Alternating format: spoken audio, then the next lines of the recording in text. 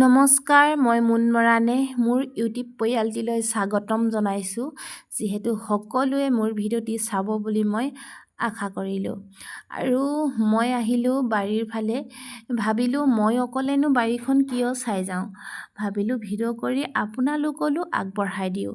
আপোনালোকৰ মতামত জনাবচোন।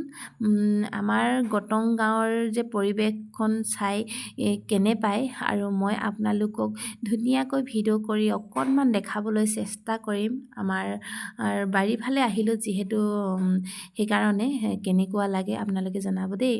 আৰু এইখন হ'ল বাগান। আৰু যিহেতু আমি বাগানতে নিৰ্ভৰ কৰি থাকোঁ, যিহেতু আমাৰ চাহ খেতিয়ে আছে আমাৰ ইয়াত।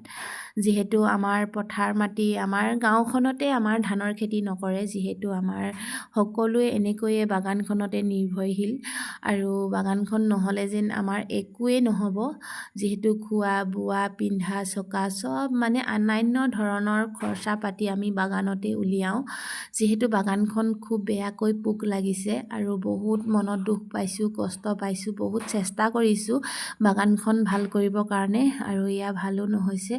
আৰু আমাৰ ঘৰৰ ওচৰৰ মানে পৰিৱেশখন চাওকচোন আপোনালোকে, ইমানেই হাবি হৈ আছে, মানে ইমানেই হাবি কি ক'ব, আপোনালোকেতো ভয়ে খাব।